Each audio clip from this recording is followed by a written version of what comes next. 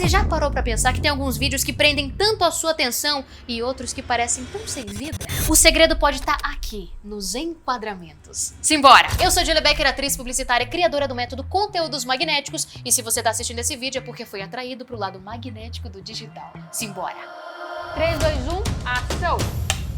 Grandes diretores como Tarantino, Nolan sabem exatamente como posicionar a câmera para contar histórias de forma envolvente e visualmente impactante. E a boa notícia é que você nem precisa de um orçamento milionário para usar essas técnicas nos seus vídeos. Hoje eu vou te ensinar 8 enquadramentos magnéticos para deixar os seus conteúdos muito mais profissionais. E o melhor, vou te mostrar exemplos reais do cinema e fazer demonstrações para que você veja esse magnetismo em prática. Simbora? A grande pergunta é: por que os enquadramentos são tão importantes? Antes da gente ir para a parte prática, você precisa entender o impacto deles. Estudos da University of Southern California mostram que o posicionamento da câmera podem afetar diretamente a percepção emocional do espectador. Por exemplo, uma câmera de cima para baixo faz um personagem parecer pequeno e vulnerável, enquanto o enquadramento de baixo para cima transmite esse poder e autoridade. Isso é usado o tempo todo no cinema e você pode usar nos seus vídeos também para criar esse impacto imediato. Vamos ao primeiro. Começando por ele, um dos meus preferidos, só que precisa ser usado de maneira intencional, o plongé,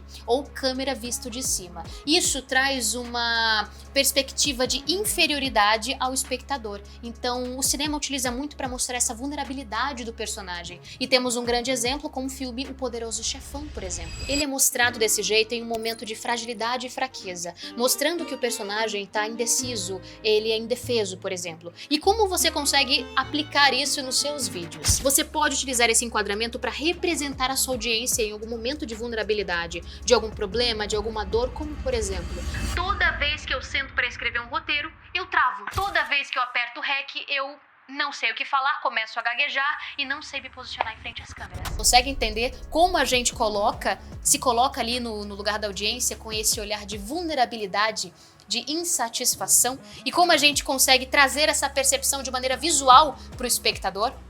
Simbora. Em contrapartida, o contra-plongé, que traz esse heroísmo pro personagem, onde a câmera é posicionada abaixo e o personagem parece muito mais forte, muito mais poderoso, muito mais intocável. Um exemplo clássico é o Darth Vader em Star Wars. Dá uma olhada. Ele é mostrado de baixo para cima para aumentar ainda mais essa presença intimidadora. Você percebe como diferentes perspectivas fazem a gente ter diferentes interpretações do mesmo personagem e como os enquadramentos servem para contar de fato histórias. Se você quer aplicar isso nos seus conteúdos, você pode posicionar a câmera um pouquinho mais para baixo para passar esse tom mais confiante, esse tom de autoridade. Só cuidado, porque esses dois enquadramentos podem ir para os extremos. Por exemplo, inferioridade demais e uma autoridade que pode soar uma certa arrogância. Por isso, os enquadramentos devem ser usados de maneira intencional e muito bem pensados. Precisa fazer sentido com o seu posicionamento, com o seu tom de voz e com a mensagem que você quer transmitir. Combinado? Bora pro próximo. Interrompemos a programação para um aviso importante. Se você ainda não é inscrito nesse canal, faça o favor de clicar aí embaixo e se inscrever. E claro, dar o like e ativar o seu sininho para você assistir mais vídeos magnéticos como esse, rapaz. Agora sim, simbora voltar pro conteúdo.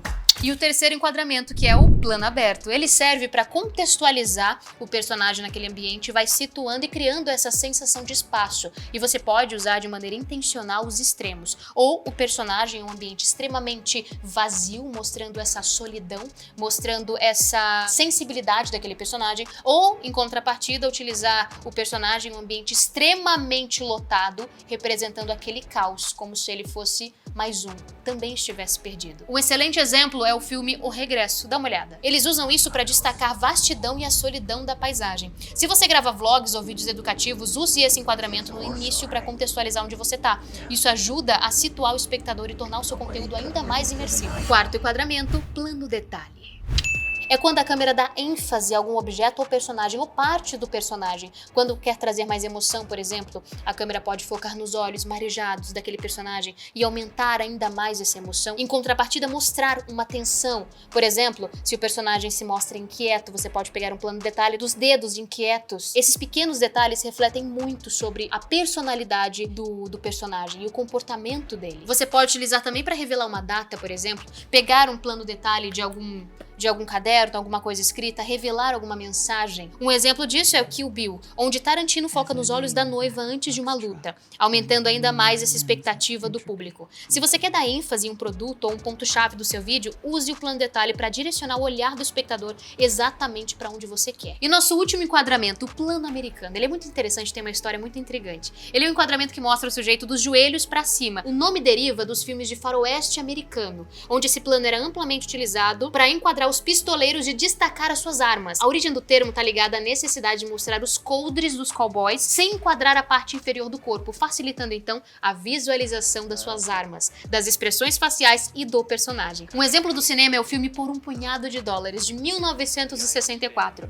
Perceba, ele é um clássico do faroeste dirigido por Sergio Leone. O plano americano é frequentemente utilizado para enquadrar o protagonista, destacando a sua postura e as armas que ele carrega, sem perder o foco também do rosto do personagem. Esses são os elementos essenciais para a construção da tensão e da narrativa visual do filme. Agora que você conhece esses 5 enquadramentos magnéticos, o meu desafio para você é, no seu próximo vídeo, experimente ao menos 3 desses e veja como isso melhora a sua produção. Me conta nos comentários qual deles você mais gostou e qual você pretende testar. E se você quer aprender mais técnicas para transformar os seus vídeos, se inscreve aqui no canal e ativa o sininho. Nos vemos no próximo vídeo. Simbora, meu povo!